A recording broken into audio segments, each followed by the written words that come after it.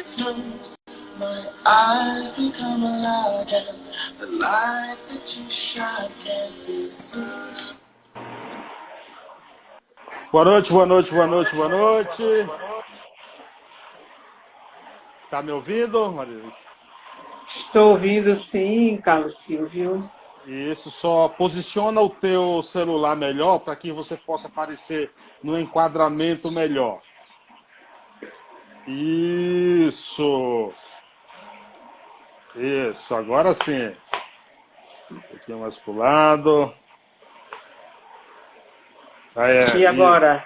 Um pouquinho mais, baixou um pouco a tua cabeça, está fora de ângulo.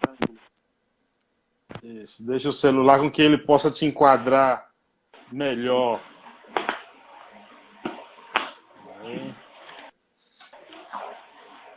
Deixa eu ver se agora fica... Isso, tem que ficar assim. Isso, assim. Ah, Opa, já e ele agora? encosta. Agora sim, tá bom.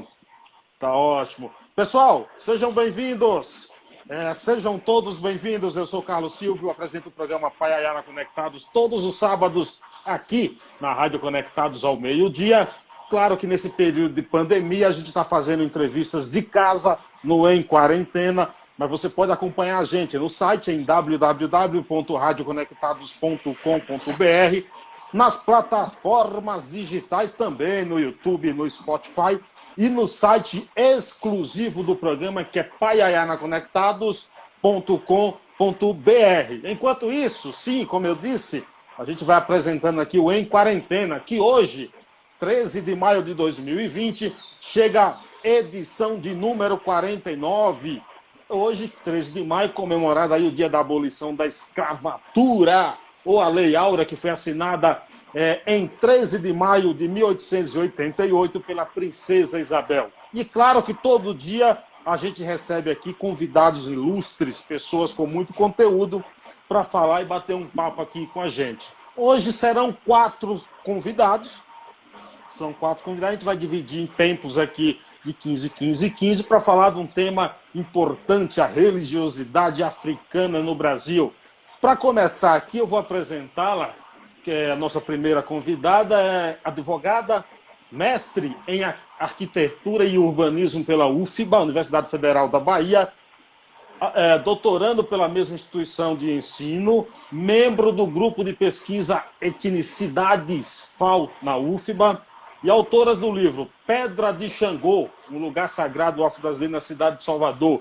E o último livro que está lançando, ela vai corrigir aqui a data e o nome também, se eu pronunciar errado, que é Pedra de Zazi Xangô e Sogbo, Maria Alice Silva. Obrigado por aceitação do convite e seja bem-vinda. Obrigada, Carlos Silvio, pelo convite. É um prazer estar em seu programa para falar sobre a Pedra de Xangô.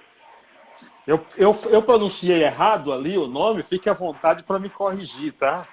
Não, falou certinho. Falou certinho, então vamos lá. Doutora senhora Maria Alice, mestre que já andou pelo mundo todo, me fale um pouco da Pedra de Xangô. O que é a Pedra de Xangô, onde ela está e a história por trás dessa pedra. Então, Carlos Silvio, a Pedra de Xangô é um monumento rochoso de mais de 2 bilhões de anos. Ela tem aproximadamente 7 metros de altura e 30 de diâmetro. É considerada morada dos orixás, dos voduns, dos inquices, caboclos e encantados. Ela está localizada numa área de remanescente de quilombos e também numa área de remanescente do bioma Mata Atlântica, no miolo de Salvador, na Fazenda Grande 2. Fazenda Grande 2. Como é que é a descoberta dessa pedra nesse local, Maria Alice? Então, Carlos Silvio, essa pedra ela vivia escondida no meio da mata fechada.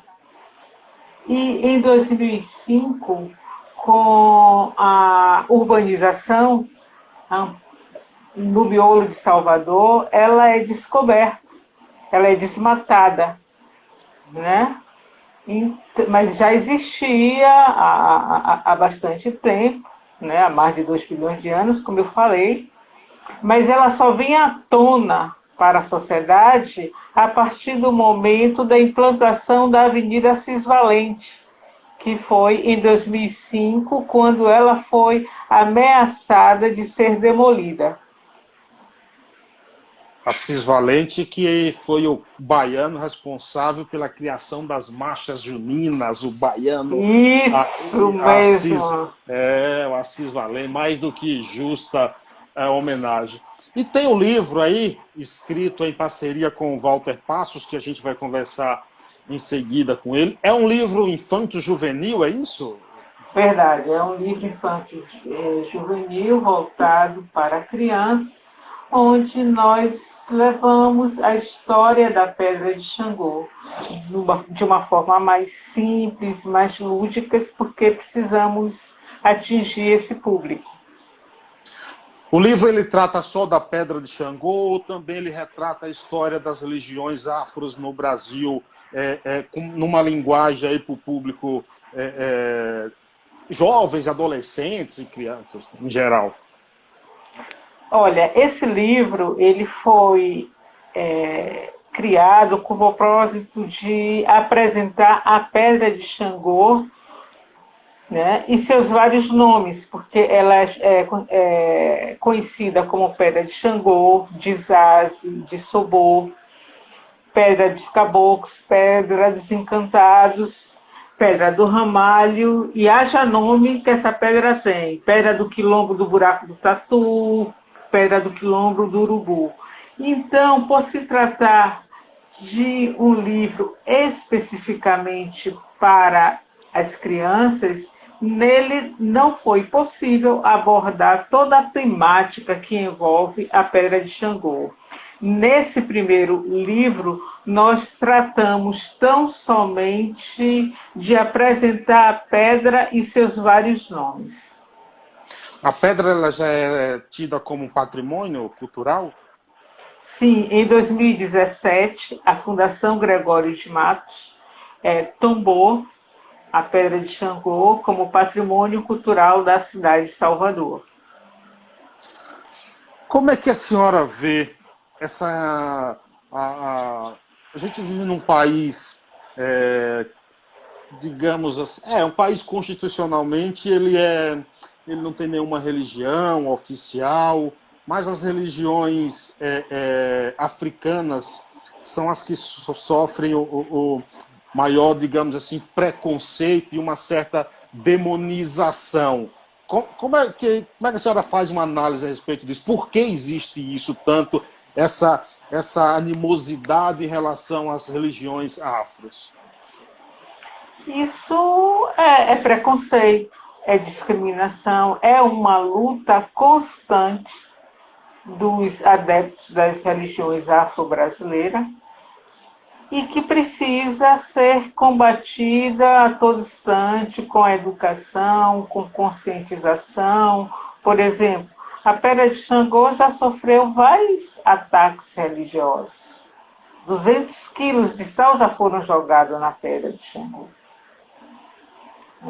Então, é um tema que está aí, é muito ruim estar falando disso, né? É muito chato, mas é que é um problema que precisamos enfrentar e que acreditamos que só com diálogo, só com conscientização é possível, porque a lei, tão somente a lei, não coíbe essa intolerância religiosa, essa falta de respeito para com a diversidade religiosa. Ao mesmo tempo que a senhora diz que é muito chato falar disso, mas a senhora não vê como uma necessidade, porque se for ao contrário, se calar, daria mais força ao preconceito, à animosidade? Eu preferia já ter ultrapassado, porque realmente em pleno século XXI, você ainda está discutindo intolerância religiosa, é você entender que as pessoas ainda não evoluíram tanto assim, né? É um tema que nós precisamos abordar o tempo inteiro, precisamos educar as crianças, né? Mostrar essa diversidade religiosa, e o livro também tem esse propósito, mas respeitando a religião de cada um. O G. Moraes diz, GN Moraes diz aqui, você acha que já há uma redução no preconceito na atualidade ou com a crescente de outras religiões isso aumentou? E aí eu até endosso a pergunta dele dizendo, com o crescimento dos neopentecostais, por exemplo, aumentou essa animosidade? Cada dia aumenta mais. Cada dia aumenta. E para com o Monumento Sagrado Pedra de Xangô, é uma coisa assim lamentável. Outrora a gente estava a brigar porque jogavam sal na pedra. Agora existe evangélico já incomodado porque o parque levará o nome do orixá, Pedra de Xangô. Então, cada dia as pessoas estão mais intolerantes, está mostrando a sua cara, né? E isso é muito ruim, isso é difícil. Me diz uma coisa, qual é o significado da palavra Xangô dentro da religiosidade? Xangô é o orixá na nação Queto, é o orixá da justiça, o deus do trovão, né? Na nação Angola, ele é conhecido como Zazi. E na nação Jeje, ele é conhecido como Sobô. A senhora acha que falta ainda alguns livros que traduzam melhor esses nomes das religiões afro, que traz os dialetos africanos para cá? Eu acho que também a senhora não acha que seria uma forma das pessoas até entenderem melhor os nomes e aí talvez diminuísse um pouco essa demonização absurda que existe? Olha, existe uma produção de livros que trata da religião afro-brasileira, certo?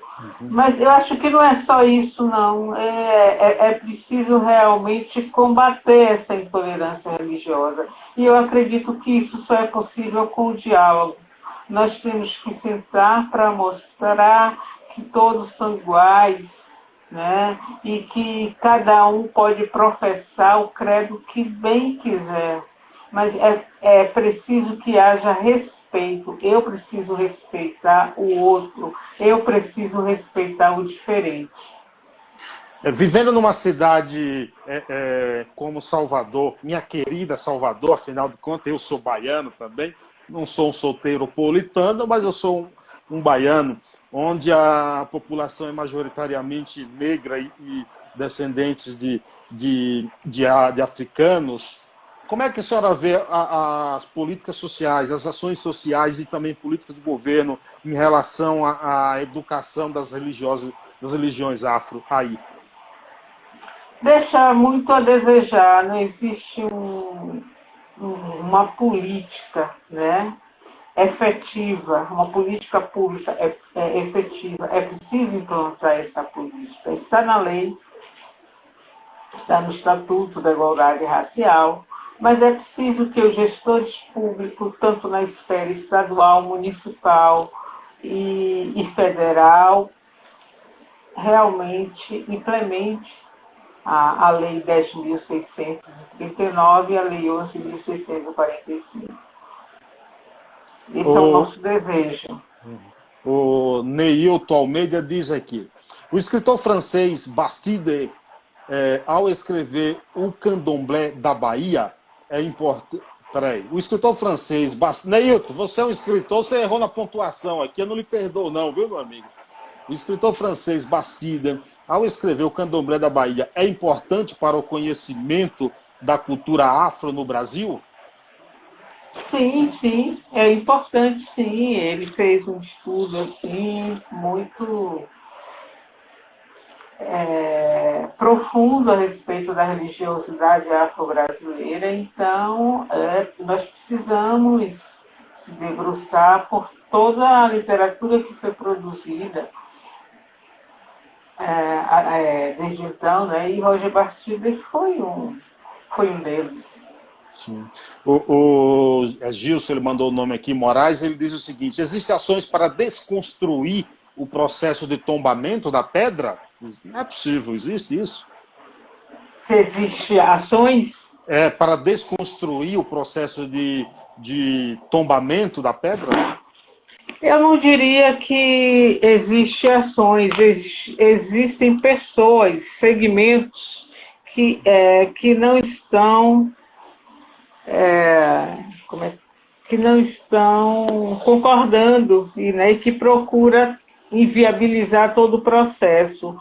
Mas a Pedra de Xangô é uma realidade, é uma conquista do povo negro da cidade de Salvador. Estamos em fase de implantação de um parque que custará aos cofres públicos a importância de 8,5 milhões de reais. Então é um processo que não tem volta. Será o primeiro parque em rede da América Latina e será o primeiro parque no Brasil a levar o nome de um orixá. Então, o que nós precisamos é prosseguir. Quais são as diferenças entre o candomblé e a umbanda? Olha, eu não seria a pessoa mais apta a A dizer. responder. Existe um Tata aí, o Tata Mutaime tem mais legitimidade para falar sobre esse assunto do que eu e será um dos entrevistados. Então, eu gostaria que você, Claro, claro. né, fizesse essa pergunta para o Tata Mutaime.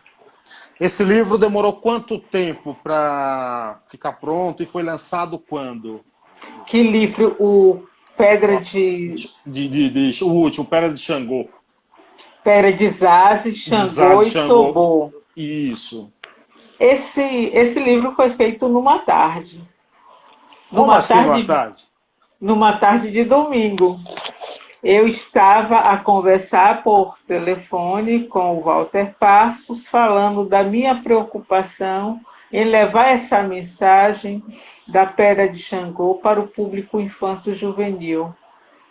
Até porque, por conta de toda essa intolerância religiosa, é muito mais fácil você atingir as crianças que não têm um pensamento calcificado do que você mudar o modo de viver e pensar dos adultos. Né? Então, é preciso educar as crianças, porque você só preserva o que você conhece. Né? E estávamos a discutir a respeito disso e eu propus ao Walter, que é historiador poeta, fazer um livro. Né? Então ele disse, vamos começar agora. Então, no Zap mesmo, ele começou, escrevia um trecho, eu ia, escrevia outro, e foi assim, no bate-bola, e em 2 horas o livro estava pronto. Que legal, que legal. Ele foi lançado por qual editora ou é independente? É uma produção independente. Produção Nós independente. inicialmente lançamos nas redes, e inclusive está no Caminhos da Leitura, que é um site da Prefeitura de Salvador, né? Caminhos Digitais da Leitura, você pode encontrar lá, mas iremos também publicar, né, no formato impresso. Impresso. Né? E esse livro foi exatamente, nós lançamos para comemorar os 3 anos de tombamento da Pedra de Xangô. Que legal. O Augusto César diz aqui, com as questões da pandemia e o isolamento social, quais ações estão sendo realizadas para a continuidade com as obras do Parque da Pedra? Olha, foram suspensas as obras por conta do decreto, né, do prefeito. Então, estamos esperando o retorno, né, para que possamos dar continuidade. Mas, independente disso, existe um grupo de trabalho de implantação do Parque Pedra de Xangô que está a 1000 por hora e pretendemos ainda esse ano inaugurar o Parque Pedra de Xangô. Deixa eu fazer uma provocação aqui. Alguns céticos, alguns cientistas, até ateus, como o próprio Richard Dawkins, que é um biólogo britânico, ele condena essa orientação religiosa para as crianças, pelo fato das crianças ainda não terem um discernimento racional do que querem. O que a senhora acha disso? Eu acho que a escola ela é laica, ela tem que ser laica, sem proselitismo e sem catequese. O que o livro propõe é levar a história desse povo negro de uma área que foi remanescente de Quilombo, entendeu? Então é essa cultura afro-brasileira que o projeto, o livro se propõe, né? E não está a falar de religião, seja ela qual for, entendeu? Então o propósito é mostrar, apresentar a história de um lugar que é uma área de remanescente de quilombos, né? de também morada dos índios tupinambás, né? E de toda essa cultura. Mas proselitismo não é o nosso propósito, porque cada um tem a sua religião e quem deve falar de religião são os pais das crianças. Né? Não é a missão da escola estar a fazer isso. Sem dúvida. Maria Alice, eu gostaria de agradecer desde o primeiro contato pela educação, pela transparência também nas palavras. Obrigado pelo papo. Eu vou chamar o Wilson, o Walter Passos, para a gente continuar o nosso bate-papo. Muito obrigado mesmo, viu?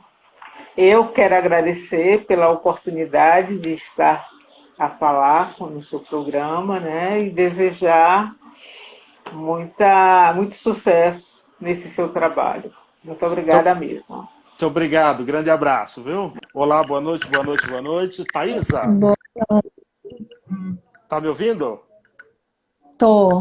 Opa, que bom. Então vamos lá. Então vamos continuar o papo contigo aqui. Seja bem-vinda, muito obrigado pela oportunidade de conversar contigo. Thaisa de Souza Ferreira, ela é professora, membro do grupo de pesquisa Rizoma, ela vai me corrigir se é Rizoma ou Rizomar, e também participando do núcleo de políticas educacionais das relações étnicos-raciais, mestre em educação também pela Universidade Estadual de Feira de Santana, o EFS, deve ser isso, e especialista no gênero e sexualidade também pela Universidade Estadual do Rio de Janeiro, e pedagoga. É tudo isso? Está correto o que eu falei? Me corrija de alguma coisa. Sim, é isso aí mesmo. Muito obrigado pela oportunidade de conversar contigo. Fala um pouco do teu trabalho aí dentro desse ambiente religioso e das religiões afro no Brasil. Então, eu sou professora de escola pública. Na verdade, eu não trabalho dentro da perspectiva religiosa. Sim. Eu trabalho muito no sentido da história e da cultura africana e afro-brasileira mesmo. Então, Sim. tentando trazer para as crianças o conhecimento e reconhecimento da história, da ancestralidade. Eu comecei a trabalhar na educação básica em 2015 e eu percebia que as crianças não conheciam a própria história. E não conheciam a própria história numa escola em que majoritariamente 97% dos alunos eram crianças negras. Então eu tive que buscar de onde é que isso vinha. E a partir daí eu fui percebendo a importância de trabalhar essas questões para as crianças perceberem que ser negro não era nada que desabonava para elas, porque eram utilizados entre elas apelidos pejorativos, tratando dessa negritude. Então, isso começou a aparecer para mim como um diagnóstico de que era uma temática necessária a ser trabalhada, tanto por eu ser uma mulher negra, professora deles, como por perceber que essa identidade deles era um problema para eles. E a partir daí é que começa meu trabalho com as crianças dentro dessa temática. Quando você falou em apelidos, nomes pejorativos, dê um exemplo, por favor. Então, cabelo de bombril, tição, palavras assim que eram utilizadas como forma de diminuir essa cor de pele, esse cabelo, essa negritude. Eram adjetivos utilizados sempre como forma de dizer que ser negro era ruim, era negativo. Então, o trabalho focou em justamente desconstruir isso com eles, né? Aí na Bahia tinha aquela música Nega do Cabelo Duro, Luiz Caldas, se não me engano, né? Nega do Cabelo Duro, que não Sim. gosta de pentear. Hoje isso é visto como algo pejorativo? Sim, né? A gente até entende que tem todo um contexto cultural em que essa música surge e tal, tem o próprio discurso do autor da música, mas esses termos, eles são percebidos como termos negativos e termos que ferem essa identidade, né? Então, a gente ainda vê, ainda ouve, porque nem todo mundo ainda conseguiu perceber a importância de não utilizar esses termos. A gente ainda vê isso tranquilamente. Como eu disse, em 2015, meus alunos estavam se referindo a colegas com esses termos. Mas as coisas aos poucos estão caminhando. Qual o principal método que você usa para passar para as crianças que o negro ele é igual ao branco, ele é igual ao azul, ele é igual em qualquer situação, seja num concurso público, seja dentro de uma empresa, seja alçando aí a presidência de um país? Qual o principal método que você utiliza e quais também a faixa etária de crianças que você trabalha? Eu trabalho hoje com crianças do ensino fundamental nos iniciais, né? Então, do 1º até o 5º ano. Crianças que têm de 6 até, em tese, 10 anos. Mas como a gente sabe, na escola pública, as idades elas não são tão certinhas. Há a questão das crianças com a idade diferente da série. Então, crianças de 6 até 12, 13 anos é o público com que eu trabalho hoje. E uma das estratégias que eu utilizo é justamente a literatura infantil.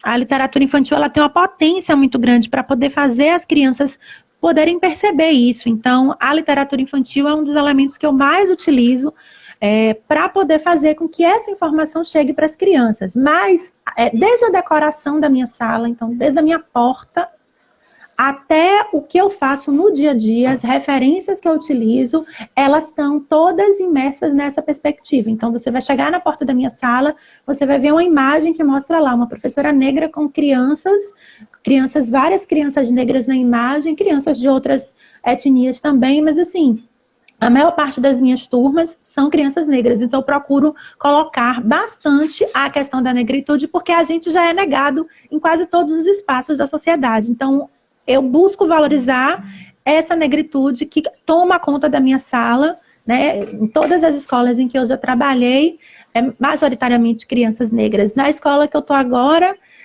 acho que eu tenho umas 3 a 4 crianças negras de mais de 60 alunos. Então, tudo que eu posso fazer, desde a literatura, da música, qualquer arte, eu vou trazendo para fazer com que eles percebam que é importante valorizar essa identidade.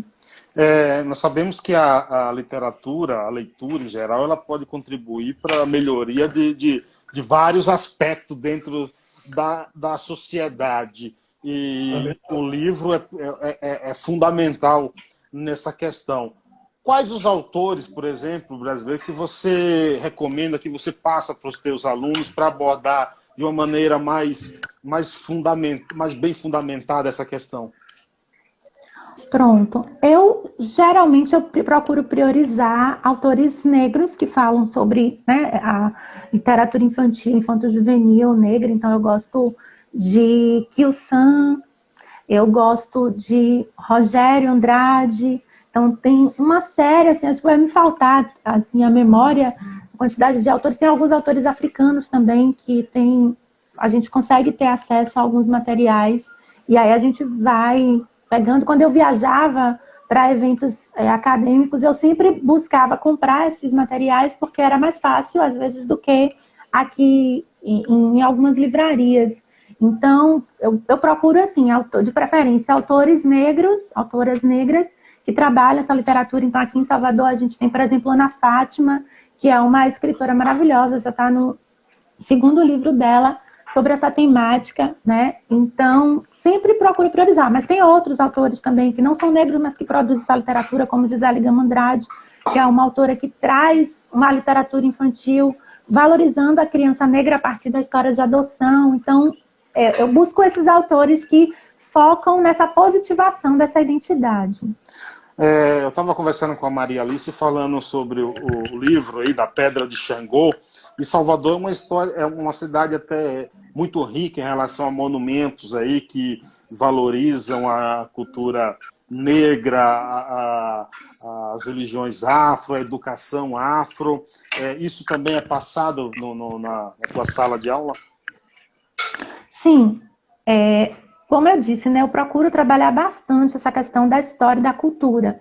Então, hoje, os livros que a gente trabalha, por exemplo, aqui em Salvador, eles já reconhecem, na rede municipal de Salvador, a gente já tem livros que trazem, são livros, a gente trabalha com livros do MEC, mas a gente também tem livros próprios construídos pela rede de Salvador. E aí, esses livros, eles têm um pouco isso, de valorizar a cultura baiana, valorizar a história de Salvador. Então, a gente já tem esse suporte também nos livros locais, né? Nos livros nacionais, a gente também já vê, né, de uns anos para cá, essa mudança, porque os editais para a produção desses livros de alguns anos para cá têm priorizado isso. Então, a gente já vê um pouco mais, diferente da época que eu estudei, que as referências eram sempre Sudeste, Sul. Os livros de hoje já trazem. Ano passado eu trabalhei com um livro que falava de Serrinha, que falava de municípios do estado da Bahia que eu nem conhecia. Serrinha, a gente tem muitos, né? Serrinha é vizinha, minha querida Nova Açores. Serrinha aqui. Então, falava de Serrinha, falava de outras cidades, Mulungu, então lugares assim que minhas crianças perguntavam, para onde é isso? A gente ia para o mapa, ia olhar, procurar saber. Então, já tem um pouco, né, nos nossos livros, essa mudança. Mas eu sempre trago também de outros elementos, de outros materiais, para que as crianças possam se reconhecer, e sempre fazendo, inclusive, esse movimento de ir no mapa, para poder localizar, para ir ampliando, né, esse conhecimento. Neilton Almeida te pergunta, Thaisa, a escola tem se demonstrado um ambiente ideal para dar o devido valor à cultura afro? E o livro Um Defeito de Cor contribui de alguma forma com a história da cultura no Brasil? Bom, a resposta para a primeira pergunta é não. A escola ainda não é um ambiente ideal. Ela é um ambiente que tem muito potencial, porque é um lugar que a criança passa boa parte da sua vida, né? Desde a primeira infância até se tornar quase adulto, né? Com 17 anos, 18 anos, quem sai na idade regular. Mas a escola ainda precisa aprender muito para ela se tornar esse ambiente que, de fato, dá o devido valor à nossa cultura. Ela é um espaço que tem total potencialidade, mas a gente ainda vê a escola sendo local de reprodução de racismo e de desigualdade. É um lugar que a gente tem possibilidade, mas é um lugar que ainda precisa a gente estar fazendo esse enfrentamento o tempo inteiro. Sim. E sobre o livro? Uma pergunta, um livro que contribui bastante, que todo mundo deveria ler. Ok. Saturnino Lima pergunta, a negritude é uma marca registrada no nosso país? Com tanta miscigenação, você não acha que precisa se investir mais na publicidade para que essa negritude seja vista em todos os cenários? Precisa, mas a gente se pergunta por que isso não acontece? Não é à toa que essa negritude ela não está, digamos assim, né, tão publicizada. Nós somos mais de 50% da população, então, em tese, era para a gente estar ocupando vários espaços. Mas foi construído todo um processo dentro da nossa história para que isso não fosse nossa realidade. Então, não é à toa que essa publicidade não acontece, não é à toa que na história a gente não sabe que a matemática veio da gente, que a arquitetura veio da gente. Não é à toa que muitas coisas são negadas nas histórias oficiais, né? Então, é um projeto que foi feito e a gente está dentro desse projeto e lutando para quebrar com isso. O que é que você acha do 13 de maio? Eu até respondi nesse instante ao filho de uma amiga, a escola mandou para ela um material falando sobre isso. Por que que os negros não comemoram 13 de maio? E aí ela disse, eu não sei explicar para ele, você pode falar um pouco para ele disso, né? Eu acho que é uma data que representa a produção de um documento, né? Dentro da história oficial, ela tem o significado dela, mas para a gente ela significa muito pouco, porque o que ela faz, ela marca o Brasil como o último país a sair da escravidão, mas ela não traz para a gente, diferente dos outros povos que foram convidados para vir para cá e nós fomos sequestrados, ela não traz para a gente nenhuma condição de sobrevivência de vida com qualidade. Ela simplesmente disse, você está livre, se vire. Eu até, dando o exemplo para o filho da minha amiga, eu falei assim, é como se pegasse uma pessoa, tirasse de um lugar que ela mora e dissesse, agora você vai se virar. Ela vai olhar para um lado, vai olhar para o outro e vai dizer, eu vou fazer como? Eu não tenho dinheiro, eu não tenho onde dormir, eu não tenho o que comer, como é que eu vou fazer? Então, para mim, o 13 de maio, ele não é uma data que represente politicamente algo de positivo para mim. É uma data que determina ainda mais um lugar de exclusão. É um dos pontos de fortalecimento dessa exclusão da população negra. Você falando isso, eu te convido para assistir amanhã a minha entrevista aqui às 8h30 da noite. A gente vai falar exatamente desse dia. O professor Paulo Cruz, daqui de São Paulo, e ele aborda muito, ele vai falar de Luiz Gama, ele vai falar de André Rebouças, desse tema.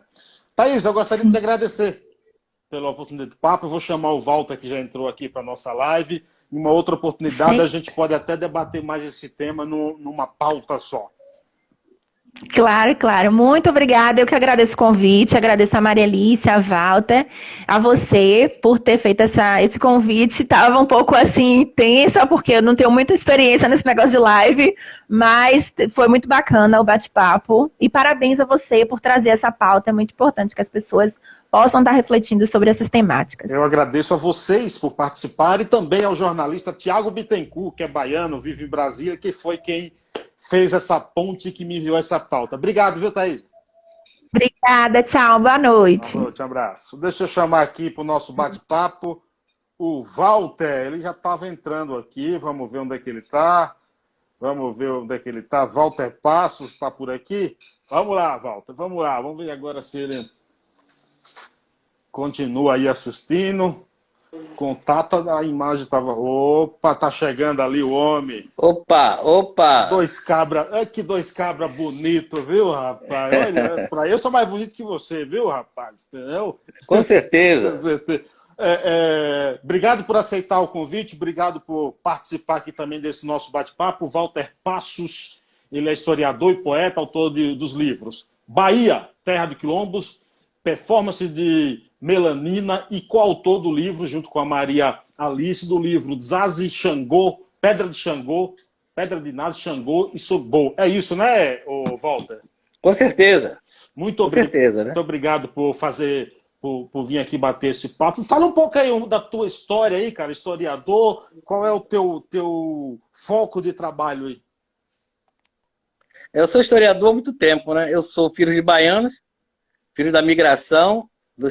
Meu pai nasceu na Liberdade, minha mãe em São Caetano. Casaram, foram para o Rio de Janeiro. Eu nasci no Rio de Janeiro e vim para cá, voltei, né? Na verdade, né? Em 1981. Sou formado em História, sou formado em Teologia, sou pastor, né? Há 35 anos. Hoje eu estou entrando na Igreja Metodista Episcopal Africana, é uma igreja que está vindo para cá. E tem toda uma tradição de família dentro dos cultos, né, de matrizes africanas. Então, para mim, não teve nenhuma dificuldade de trabalhar esse assunto. O sotaque carioca você não perdeu, né, Walter? Um pouco, acho que perdi muito, né? Estou aqui há muito tempo, os filhos baianos, todo mundo aqui, né? Mas está bem percebido. Agora, eu trabalho escravidão, resistência dos escravizados, né? Essa aí é a minha área que eu sempre trabalhei, resistência dos escravizados, e tenho me dedicado também ao estudo da afrocentricidade, né? Um pouco de garveísmo e o pan-africanismo, né? São as bases que agora têm me levado para conhecer um pouquinho do conhecimento, um pouquinho de nada. E quais são as bases da intolerância religiosa, principalmente em relação às religiões afro no Brasil? Racismo. Racismo é a base de tudo isso, né? O racismo, toda uma educação eurocentrada, de uma colonização europeia, baseada na ideia de que o africano, eles eram animais, foram coisificados, né? Isso é uma ideia da igreja europeia, tanto católica como protestante. Essa ideia de superioridade foi isso. E na verdade, né, a Igreja Católica Apostólica Romana, ela não é a primeira igreja cristã. As primeiras igrejas cristãs, elas se encontram no continente africano, que é a Igreja Cópita no Egito, a Igreja da Etiópia, a teoria da Etiópia, o cristianismo, na verdade, a origem dele é africana, não é europeu. Me diz o seguinte, eu fiz até uma pergunta para Maria Alice, ela pediu até para repassar e até fazer para o Tata, mas a conexão não deu certo aqui. Você, como um teólogo, acredito que poderá me responder. Quais as diferenças entre o Banda e Candomblé? Olha bem, o que eu vejo é o seguinte, as religiões de matriz africanas, né, como essas recriações aqui no Brasil, dentro dos candomblé, dentro do Jeje-Marie, Savalu, o Angola, Congo, né, e também Queto-Jexá, a diferença que eles têm com a Umbanda é que a Umbanda é, na verdade, uma religião, uma espiritualidade sincrética. Você vai ver na Umbanda a presença de energias que os candomblés mais tradicionais não cultuam, como é o caso de Preto Velhos, né?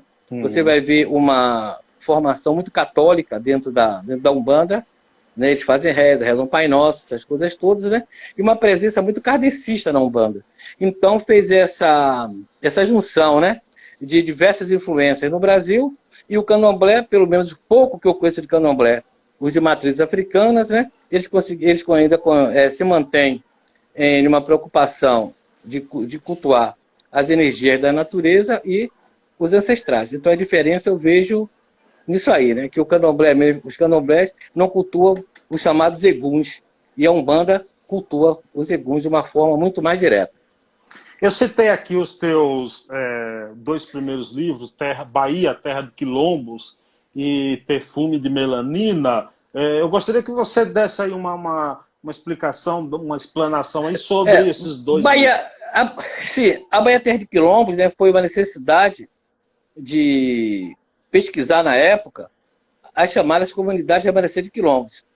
Eu era historiador que acreditava que os quilombos haviam sido destruídos. Então, uma vez, o falecido Edivaldo Boaventura me chamou à casa dele na Federação para conversar com o seu chamado Guilherme, sei lá pelos anos 80, né? E Guilherme me ensinou que haviam quilombos que não tinham sido destruídos. Então, eu comecei uma pesquisa. Pesquisei muito sobre comunidades quilombolas, fui afetado, fui me informando, fui perguntando de pessoas da nossa qualidade. A partir daí, na criação do governo Valdir Pires, uma tentativa da criação do Conselho da Comunidade Negra, Eduardo Almeida fala com o João Jorge do Oludum para ver se essa questão de quilombo, e João Jorge me chama. A partir daí, eu faço uma pesquisa, criada no Instituto Terra da Bahia, uma situação de pesquisa de comunidades quilombolas. Eu viajo para todo o interior, com advogados e com também engenheiros agrônomos, né?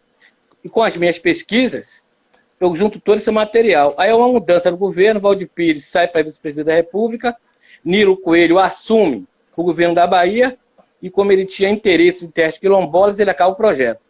A partir daí, eu publico esse livro, né, chamado Bahia, Terra de Quilombos, que foi o primeiro mapeamento feito de comunidades quilombolas aqui na Bahia. A partir daí, todas as pesquisas de quilombos começaram. Antes ninguém havia mapeado essas comunidades. Aí todo mundo faz mestrado, faz doutorado, todo mundo se torna senhores de quilombos, né, e me esquecem. Né? Mas todos eles basearam em cima do meu livro. Inclusive, um livro feito pela Fundação Palmares, publicado, né, eles se baseiam nas comunidades, nos quilombos que eu pesquisei. Eu dou início dessa nova pesquisa no estado da Bahia sobre quilombos.